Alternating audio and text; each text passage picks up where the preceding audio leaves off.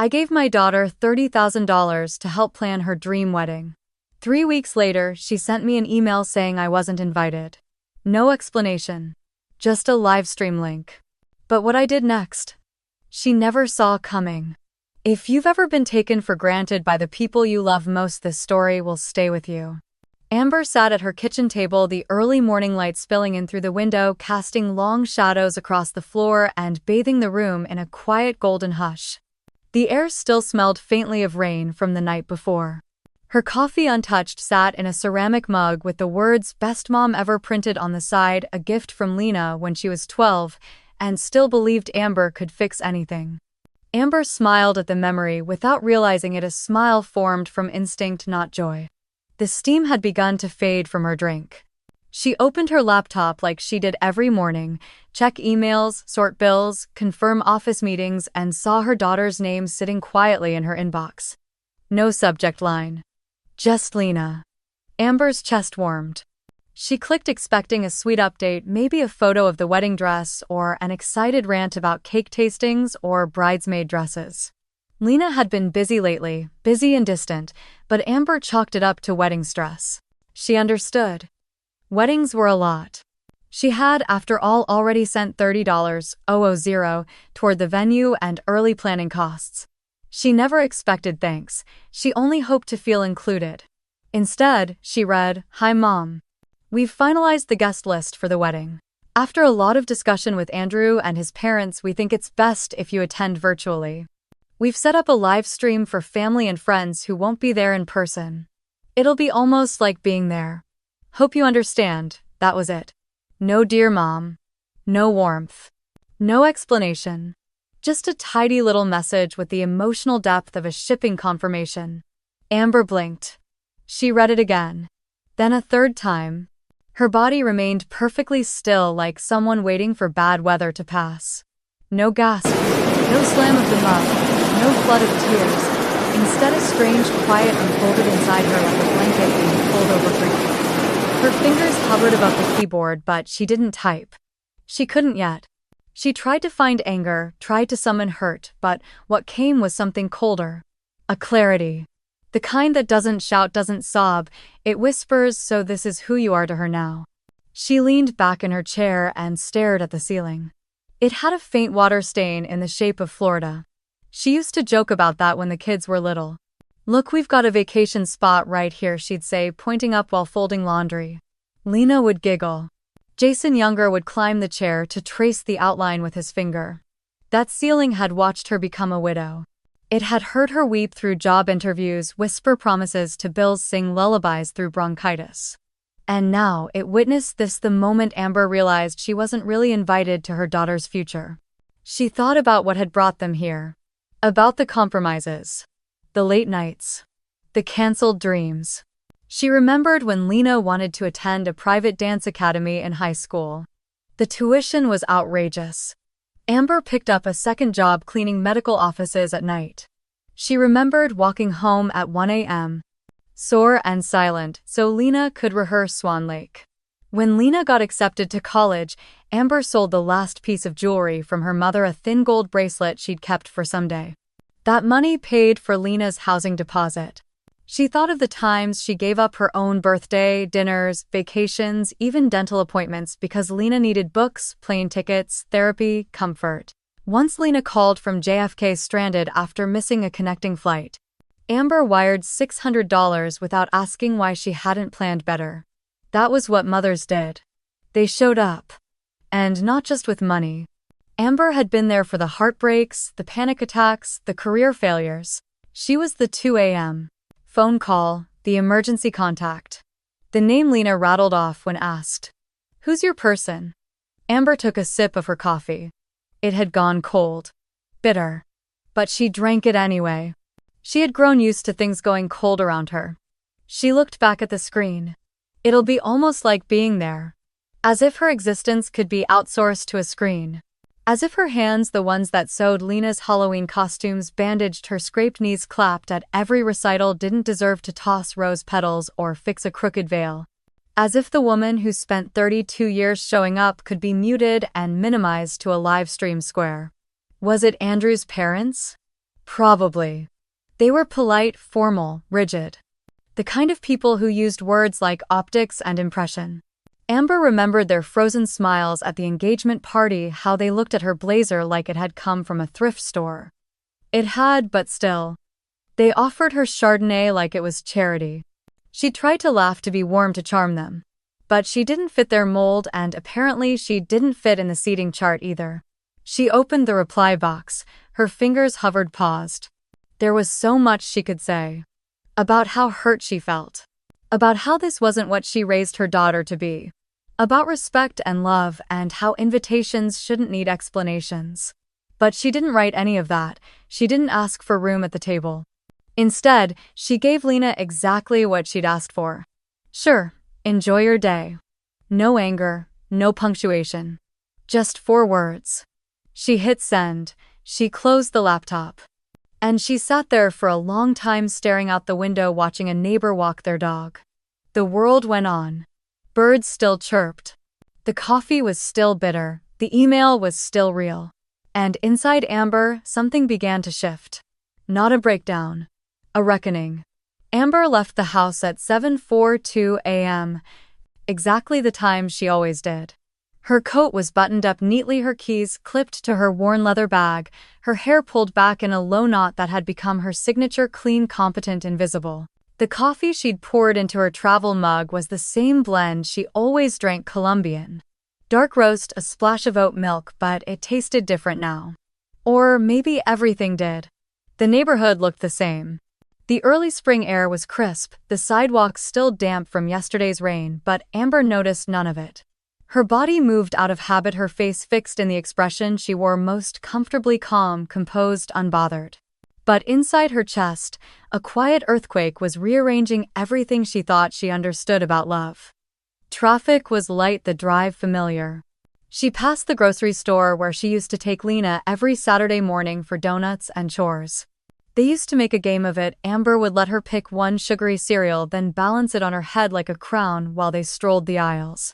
That aisle now only held echoes. By the time she reached the office, she'd convinced her face to behave. Caldwell Walker and Hartfield was housed in a brick building with ivy trailing its edges and a receptionist who wore bright lipstick no matter the season. Amber had worked there for almost 18 years.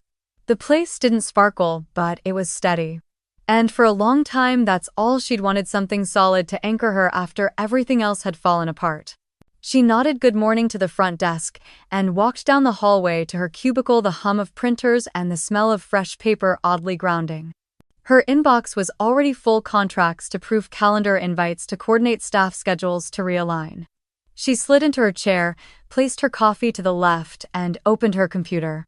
Her fingers moved over the keys with practiced ease, but her mind refused to follow. The words on the screen blurred into meaningless shapes. All she could see was the phrase looping silently inside her. It's best if you attend virtually. The absurdity of it might have made her laugh if it hadn't cut so cleanly. A wedding wasn't a Zoom meeting. She was Lena's mother. She had raised her alone. She'd paid for that venue, chosen not to retire early, skipped every indulgence she might have allowed herself in order to make Lena's life more possible. When Lena's father died, Amber had been 36. Jason was 4. Lena was 7 and angry at the world for taking away her favorite bedtime storyteller. Amber hadn't had time to fall apart. There were mortgages, grief, counseling, appointments, school lunches, and the terrifying responsibility of keeping 2 small humans alive while her own world collapsed. She still remembered the funeral. Not the eulogies or the flowers or the condolences, but the way Lena clung to her waist and whispered, "What happens now?" Amber hadn't known the answer. But she had smiled anyway, knelt down and said, "Now we hold on to each other, okay?" And she had meant it. Every day since then she had kept that promise. Amber refocused on the screen. A contract needed signatures. She clicked, reviewed, made corrections, and read. Her fingers moved, but her heart didn't. The numbness was creeping, the kind that didn't hurt because it had passed hurt and arrived at something hollower. She took a long sip of her coffee. Cold again. She didn't warm it. She didn't care. Mid-morning, Robert stopped by. He was one of the firm's partners, gray hair, gentle eyes, A man who remembered birthdays and asked about your weekend like he meant it. He held 2 coffees and set one on her desk without a word. Amber looked up surprised. "You look like someone told you your dog ran away," he said, trying for humor but landing gently. Amber opened her mouth, considered the truth, and then closed it again. She offered a small smile instead. "Didn't sleep well." He nodded, not pushing. "Let me know if you need anything." That almost undid her. Not the coffee. Not the comment. The not pushing. The kindness of being seen without being interrogated. She watched him walk away, her throat tightening around words she wouldn't say. She thought again about Lena's email. Not just the words, but the tone. It wasn't cruel, that might have been easier to swallow. It was distant. Formal, efficient. Like Amber was no longer a person, just a problem to solve, a line item to shift from attending to virtual. And the worst part was it wasn't sudden. Not really, the distance had been growing for years. Amber just hadn't let herself name it. She'd rationalized Lena's canceled visits, the shorter calls, the months between check-ins. She's building her life, Amber had told herself. She's busy. She'll come back around. But now she saw it. The slow fade, the shifting orbit. Somewhere along the way, Amber had stopped being her mother and become her safety net. Reliable. Replaceable. Background. She stared at her reflection in the black screen of her locked computer. Her eyes looked tired. Not old, just tired.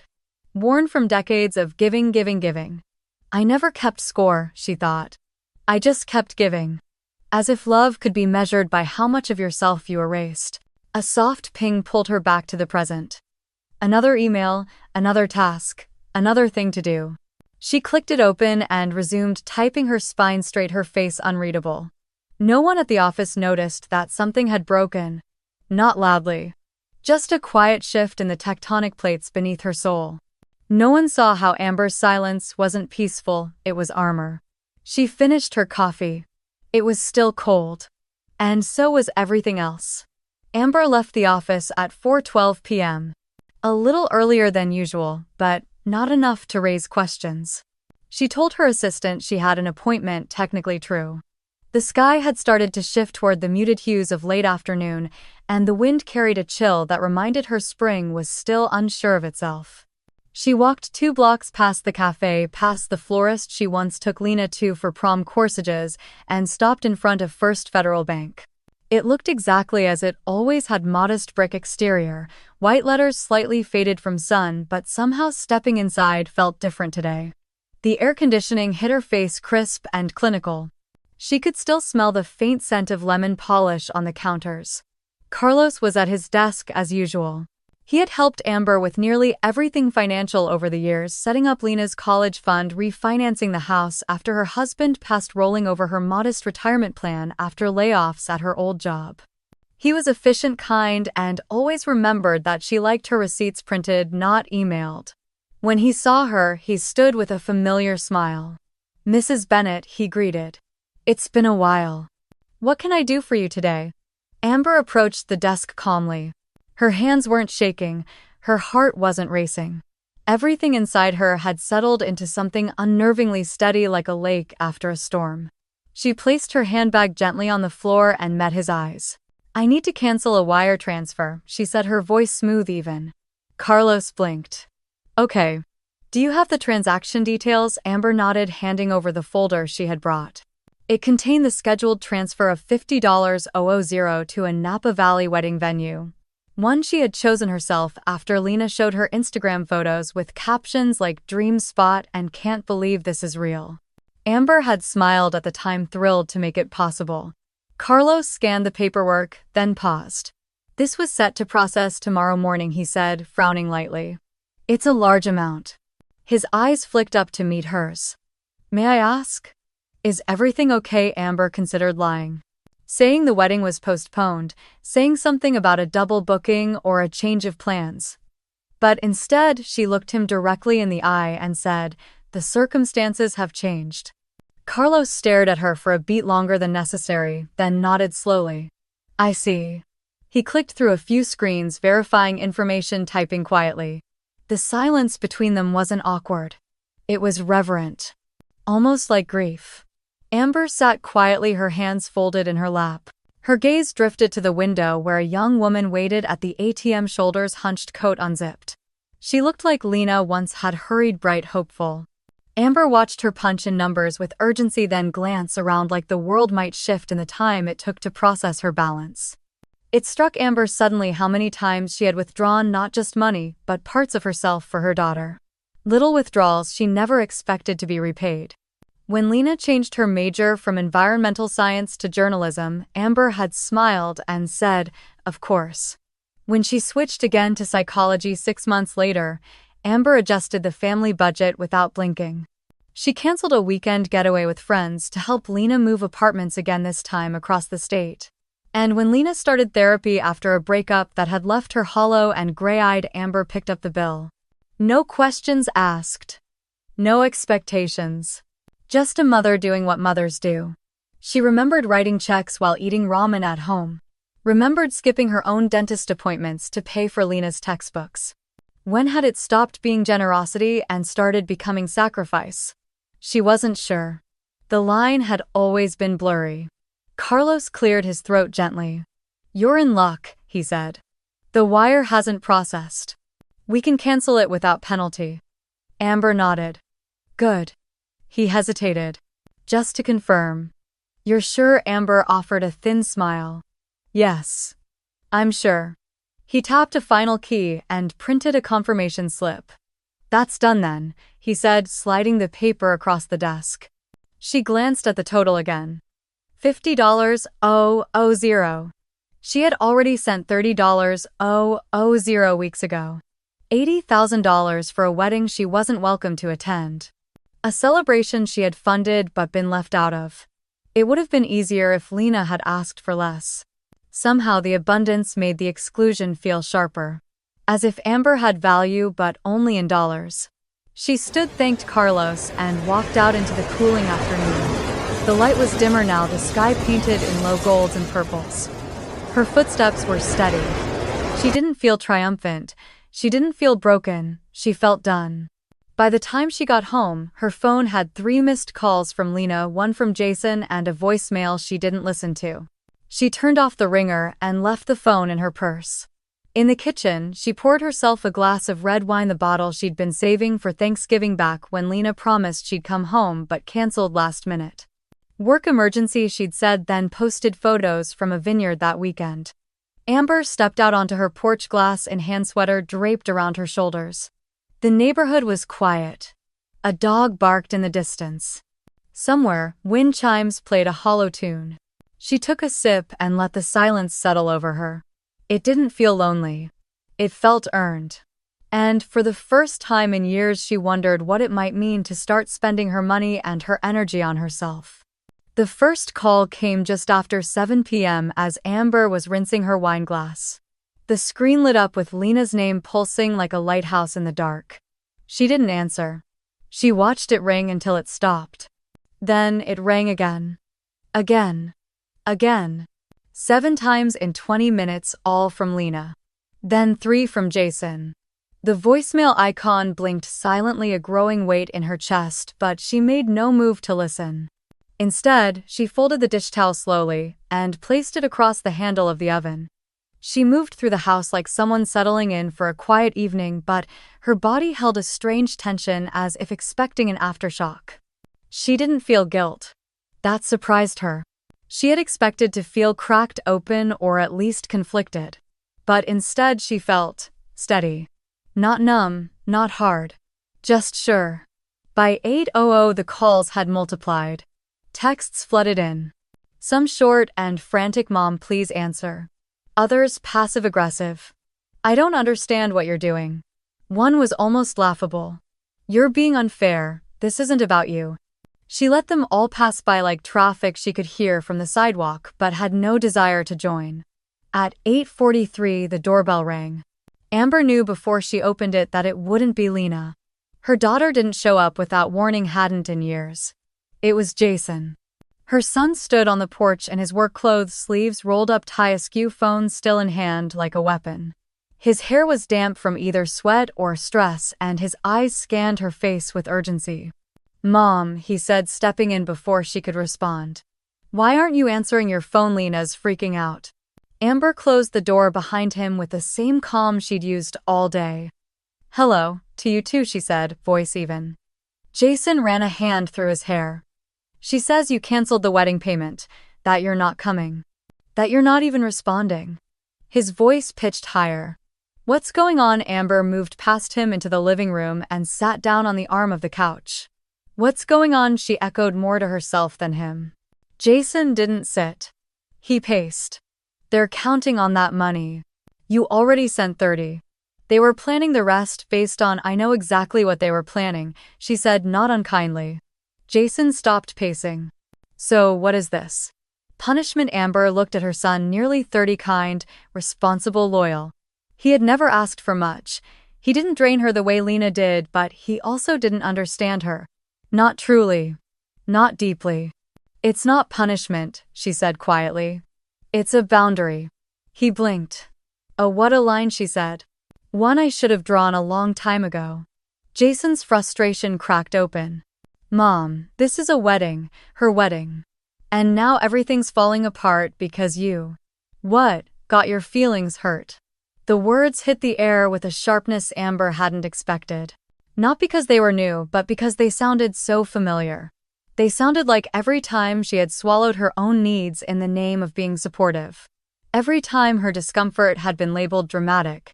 Every time she'd been told her sacrifices were invisible because she never made a show of them. She stood slowly. Not to confront him. Just because it felt wrong to sit beneath that. I spent 32 years making sure your sister never had to feel unsafe, Amber said. Never had to question if someone was in her corner. I paid. I showed up. I kept showing up even when she stopped asking. Even when she stopped noticing. Jason crossed his arms. That's what parents do. Amber nodded. Yes. And I did it willingly. I never kept score, Jason. I just kept giving. But there's a difference between love and being used. I didn't even get a phone call, just an email. A live stream link. Jason shifted. It wasn't her idea alone. Andrew's parents. She raised a hand. I don't care whose idea it was. She's my daughter. If she wanted me there, I'd be there. He fell silent. Amber walked to the window and looked out. The porch light had flicked on automatically. A moth bumped against the glass. It's not about the money, she said after a while. It's about being treated like a burden. Like an inconvenience. I was good enough to fund the dream, but not to witness it. Jason's voice softened. She made a mistake. She's overwhelmed. Amber turned to him. We all make mistakes. But we don't always get to fix them with other people's silence. For a moment he just stood there. Then finally, you're really not going. Amber looked him in the eye. Number. I'm really not. He exhaled sharply and rubbed his temples. You always make everything about yourself. And that was it.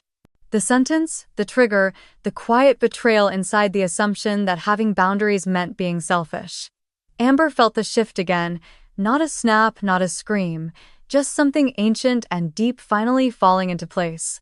She stepped forward, her voice calm. Get out of my house. Jason froze. What, you heard me? He looked stunned. Mom, no yelling. No drama, just go. Jason stared at her and for a moment she thought he might cry or yell or plead. But instead he just nodded once, short, confused, defensive, and walked to the door. The click behind him was soft. But it echoed louder than any slammed door ever could. Amber stood in the living room staring at the space he had just occupied. Her hands didn't shake, her chest didn't ache. What she felt wasn't regret. It was peace. A terrifying, unfamiliar peace. Amber waited until the house had returned to stillness. After Jason left, the silence didn't feel angry, it felt earned. She turned off the porch light and walked back into the kitchen.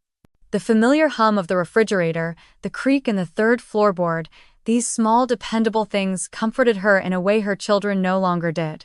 Her eyes settled on the bottle of wine on the top shelf of the pantry tucked behind a stack of cookbooks she hadn't opened in years. It was a Cabernet she had been saving for Thanksgiving 2 years ago, the one Lena had promised emphatically tearfully to come home for. "This time I mean it, Mom. I already blocked the weekend."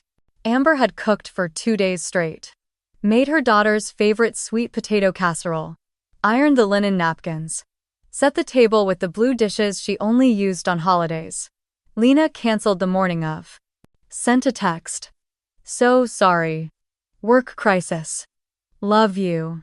That night Amber ate dinner alone with the television on low, the wine unopened. Until now. She retrieved the bottle, uncorked it with quiet precision, and poured herself a generous glass. The deep red liquid caught the fading light as she stepped outside to the porch. The sky was painted in bruised purples and soft blues. Across the street, someone's sprinkler ticked in rhythmic arcs over a manicured lawn. A dog barked 2 houses down. Birds murmured in the trees overhead. The world carried on. Amber sat in the old rocking chair, the one she'd bought secondhand when Jason was a baby. The wood had worn smooth from years of use, the arms sun-bleached and familiar. She curled her legs beneath her and took a long sip. It was good wine. Rich. Earthy. Comforting. She let it sit on her tongue a moment longer than necessary before swallowing. Her eyes wandered without focus, and her mind unbidden began to drift backward, as it often did now. Not to grand memories, but to the quiet, invisible ones. The ones nobody remembered but her. There was the birthday Lena missed when Amber turned 50. Lena had sent flowers and a voicemail. Amber had told herself it was sweet, but she'd cried into her grocery store cake that night, or the time Lena forgot Mother's Day entirely. Jason had dropped by with a mug and a hug. Lena had texted at 4 p.m. a single heart emoji. Amber had responded with a smiley face. She had always covered the gaps with grace. She thought about Christmas 2 years ago. Lena had promised to fly in, but a snowstorm rerouted her plans.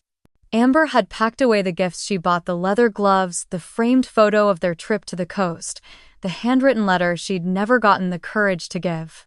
It was still in the drawer of her nightstand, sealed unread. And then one memory came sharper than the rest. Amber had been shopping for winter boots. Her own were cracked at the soles, the leather flaking, the insoles thinning. She'd found a pair she loved, real leather, soft lining, on sale. She'd tried them on twice in the store, walking back and forth in front of the mirror, admiring the way they hugged her ankles. But just as she reached for her card, her phone buzzed. Lena. Her daughter was in tears. Her roommate had moved out unexpectedly. Rent was due in 5 days. Amber had murmured, "Don't worry, sweetheart," as she took off the boots and put them back on the shelf. She'd wired the money that afternoon. That winter her socks got wet every time it snowed. She never told anyone. Not because she expected praise, but because she had learned long ago that sacrifice when quiet keeps the peace.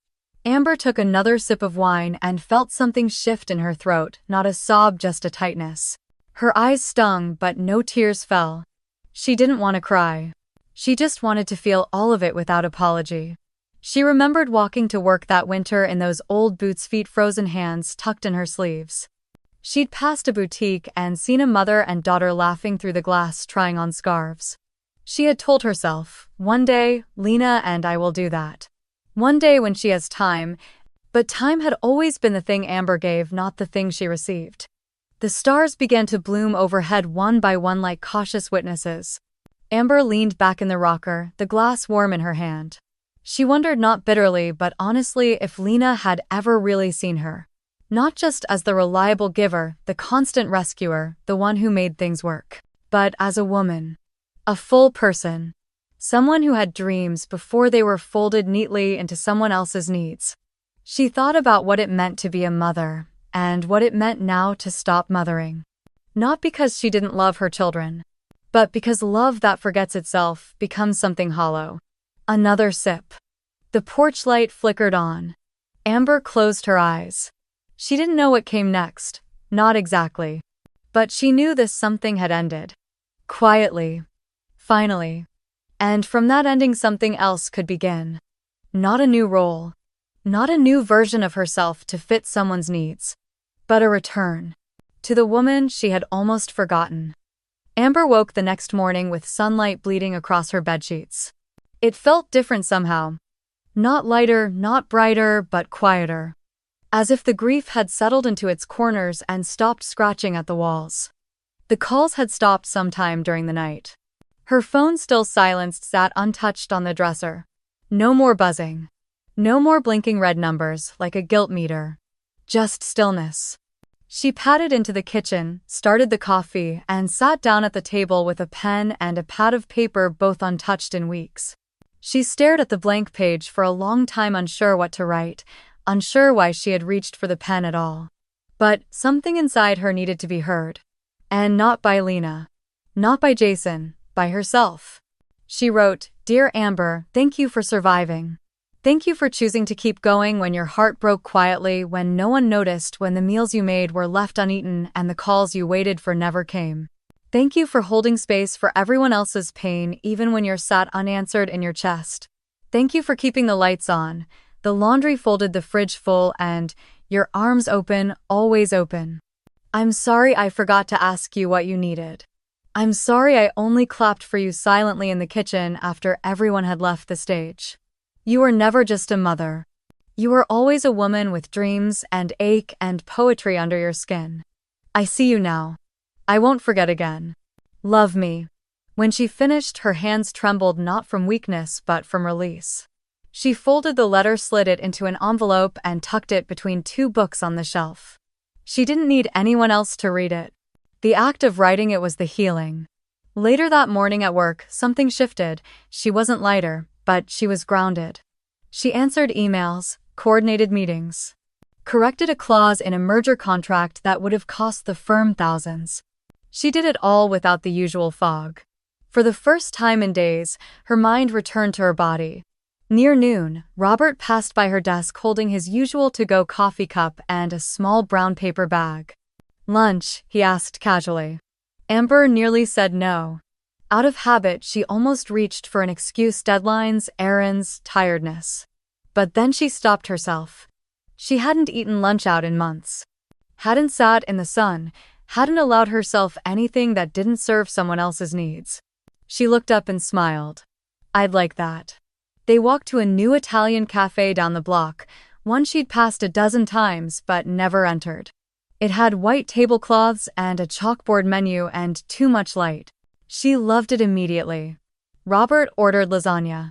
Amber chose butternut squash ravioli with sage butter. When the food arrived, they talked easily about his grandchildren, about the state of legal affairs, about the absurdity of HOA rules. Then, after a pause, Robert looked at her with soft curiosity. "Forgive me, Amber, but you seem different this week." She considered brushing it off. But something about his tone, the genuine care in it, made her answer honestly.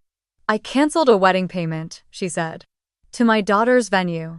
She disinvited me, said I should watch it online." Robert blinked, fork halfway to his mouth. He set it down carefully. "I'm so sorry." Amber shrugged gently. "I'm not. Not anymore." She told him the whole story, succinct, clear, not bitter. And he listened. Really listened. No advice, no silver linings, just quiet presence. When she finished, he nodded slowly. "Sometimes," he said, "the hardest part of love is setting boundaries with the ones we gave everything to." Amber looked at him for a long moment. No one had ever said it that plainly before. It landed in her chest like a stone, but not a sinking one. A steadying one. "Thank you," she said softly. That evening, she passed by the community center on her way home. A small flyer taped to the window caught her eye. "Beginner pottery, Wednesdays at 6, first class free. No experience needed." She stared at it for a moment longer than necessary. Then stepped inside. The woman at the front desk had curly hair and a nose ring and greeted Amber like she was expected. "First time?" she asked. Amber nodded. "Yes. I think so." She filled out the form, handed over the modest fee, and tucked the schedule into her purse. That night, Amber didn't check her phone. She didn't reread Lena's messages. She didn't wonder what came next in their fractured relationship. Instead, she made tea. She put on music she loved but hadn't played in years, some old jazz with gravel voices and soft pianos, and sat with a novel in her lap and her feet tucked under a blanket. She hadn't forgiven Lena. Not yet. Maybe not ever. But she had begun to forgive herself for disappearing in the name of being needed. The next week she would show up to the pottery class in old jeans and a nervous heart. She would touch clay for the first time since grade school. And she would feel it, something ancient, something gentle start to take shape in her hands. Not a bowl, not a mug, but maybe, just maybe, a new life. The email came on a Thursday morning just as Amber was slipping her arms into her cardigan and pouring the last of the coffee into her travel mug. The subject line caught her eye: "Please don't ruin my wedding." She paused. The subject didn't sting. It didn't even surprise her, but it made her tilt her head in quiet recognition, the same way she used to recognize manipulations in legal documents, not aggressive, just calculated. She sat down at the table and clicked it open. "Mom, I know you're upset about the Livestream thing, and I probably could have handled it better. But this has gone too far. We've lost the venue deposit. The caterer is threatening to pull out if the final payment isn't made by end of day Paris time. Andrew's parents are furious. They said this proves you're unreasonable and dramatic. I defended you at first, but I don't know what to say anymore. This isn't what I wanted. I wanted you there, but it's complicated. Andrew's mom had a vision and we tried to accommodate everyone. Maybe we went too far. If you send the money, we'll find a way for you to attend. Maybe a smaller welcome dinner or even something at the rehearsal. We can work something out. Please don't let this ruin everything." Lena Amber read it once. Then again slowly. She sipped her coffee as the words settled like dust around her.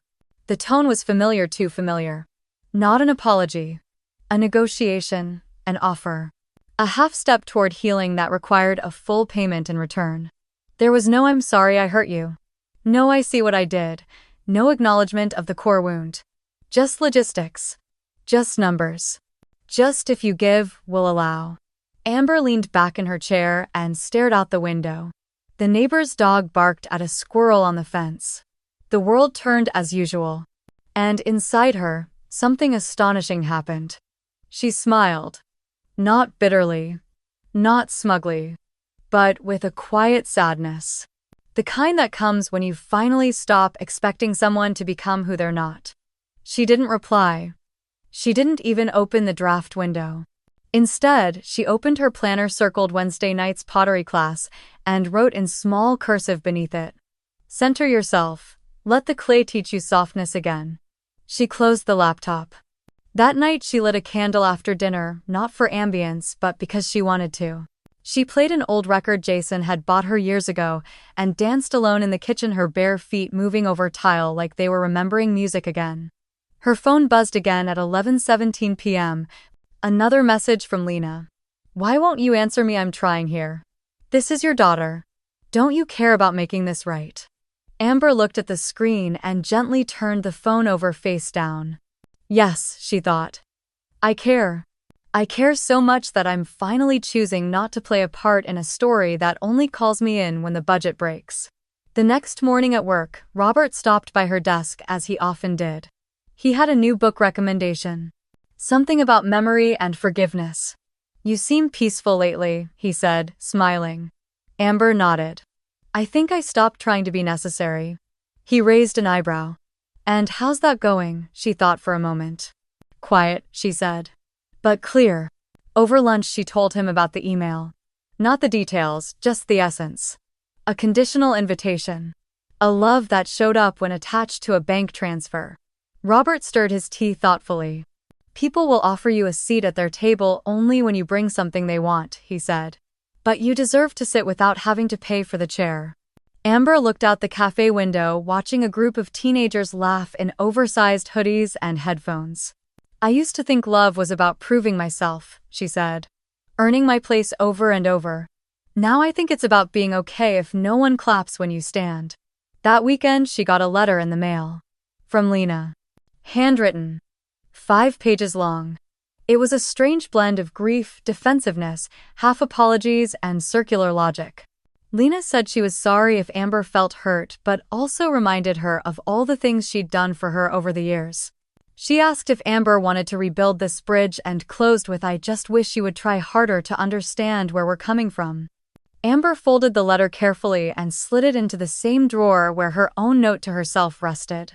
Two voices, two truths, two women no longer orbiting each other. She didn't feel cold. She didn't feel angry. She felt finished with begging, with performing, with exchanging her presence for conditional love. That Sunday, she made soup. Not because anyone was visiting, just because she liked the smell of rosemary in the house. She sat on the porch with a bowl and a book, and when the wind stirred the trees, she whispered, "I'm still a mother. But I'm also Amber." And for once that was enough.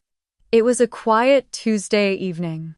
The kind of evening where the sky held onto the last strands of daylight a little longer and the breeze through the open kitchen window smelled faintly of cut grass. Amber was washing the dinner dishes when the doorbell rang. She wasn't expecting anyone. Wiping her hands on a dish towel, she walked slowly toward the door. Through the narrow glass pane, she saw a young woman, mid-30s, maybe. Long dark hair, a beige trench coat, posture uncertain. Familiar though the years had blurred the sharpness of memory. Amber opened the door. "Mrs. Bennett," the woman asked gently. Amber blinked. Madison, Reynolds, Lena's childhood best friend. The girl who had spent summers in their backyard, jumping through sprinklers, building forts out of sheets, whispering secrets with sticky popsicle fingers. She hadn't seen her in, 15 years? 20. Yes, Madison smiled shyly.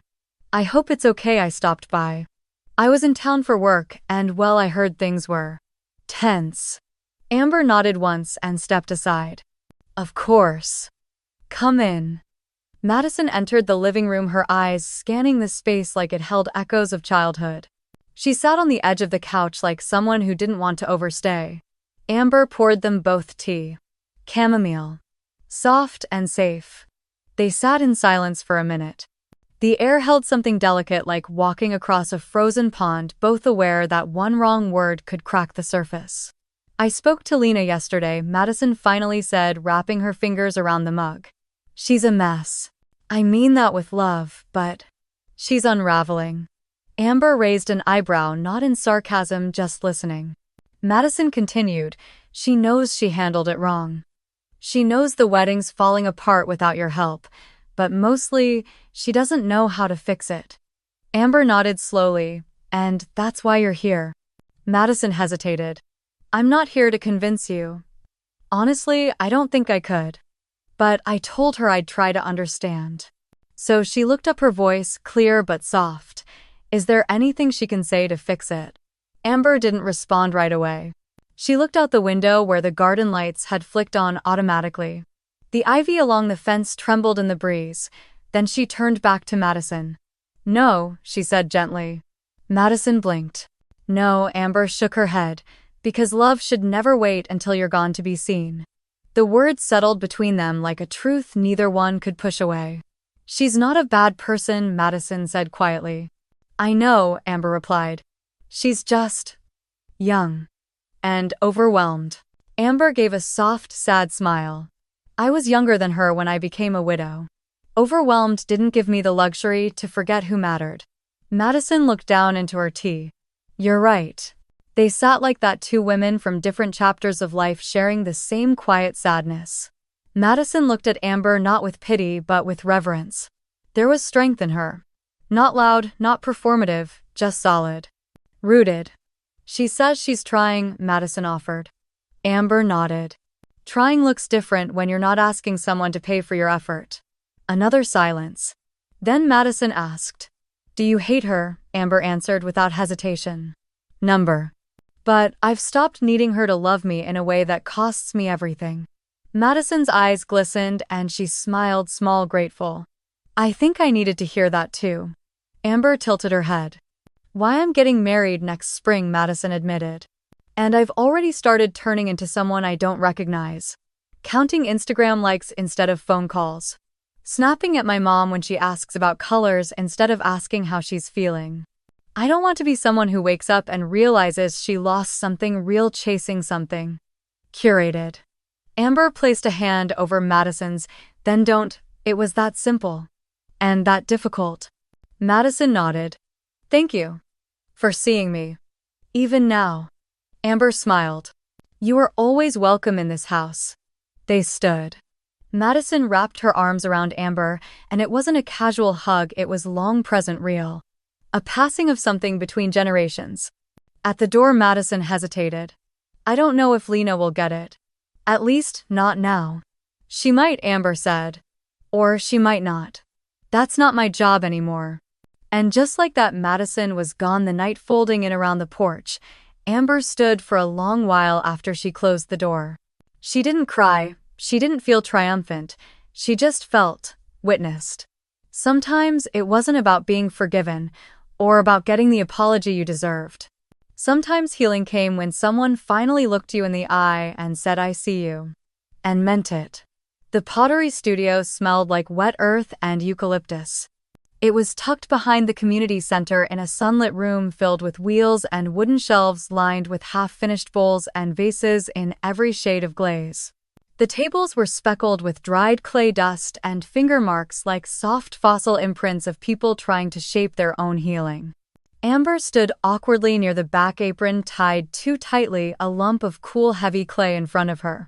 She hadn't touched clay since elementary school. Her hands didn't quite know what to do, but something inside her did. The instructor, a gentle woman named Teresa with deep smile lines and flower-dusted sneakers, walked her through the basics. You don't control it, she said, her voice like chamomile. You meet it where it is. You listen. Clay tells you what it needs. Amber liked that. It sounded less like art and more like relationship. Like the one she was finally trying to have with herself. She sat at the wheel and pressed the pedal slowly. It began to spin. She wet her hands and placed them on the lump of clay. It was firmer than she expected. Resistant. But not immovable. Beside her sat a woman in her late 60s with short silver hair and large turquoise earrings. She looked like she'd once been a painter or a protester or both. Her name was Carolyn. They exchanged polite smiles at first, then quiet observations. Your hands remember faster than your head. This wheel wobbles a little. I haven't done something just for me in years. After a while, Carolyn turned to her and said, You're new to starting over, aren't you? Amber nodded. Yes. And no. Carolyn smiled. Same. They didn't exchange stories at first, just the rhythms of clay water pressure. But eventually, as their hands worked and their guards lowered, the truths began to spill out. My daughter hasn't spoken to me in 3 years, Carolyn said quietly. Said I was too controlling, too protective. Too much. She paused. I probably was, but I wasn't trying to be. I just didn't know how else to love. Amber didn't respond right away. She just kept shaping the base of what might become a cup. My daughter disinvited me from her wedding, she said softly. Sent an email. No call, just a live stream link. Carolyn exhaled. God. Amber smiled faintly. It was a relief in a strange way.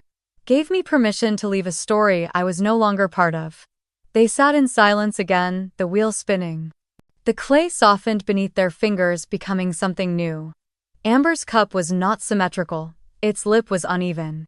The body leaned slightly left. But it stood. It held. It was hers. She placed it gently on the drying rack and stepped back, wiping her hands. It wasn't perfect, but it was made with intention. After class, Carolyn invited her for tea. They sat on a bench outside the studio, paper cups in hand, watching the sun dip low over the parking lot. I used to think motherhood was about disappearing gracefully, Carolyn said. Now I think it's about remembering you were always there even when they stopped seeing you. Amber nodded. I spent so long trying to be someone worth loving that I forgot I already was. They sipped quietly. Somewhere nearby, someone's child laughed. But it didn't sting. Not anymore. Back home, Amber placed her clay cup on the windowsill. It was still drying, fragile in the way new things are. She looked at it not with critique, but with affection. This was her first creation. Not for Lena. Not for Jason. Not for anyone's approval. Just for Amber. That weekend, the wedding happened, or at least what was left of it. Jason had texted her a photo of Lena in a backyard wearing a simpler dress under a string of cafe lights. Andrew's parents were nowhere to be seen. The caption said, "She went through with it anyway." Amber didn't reply. Not out of spite, but because there was nothing to say.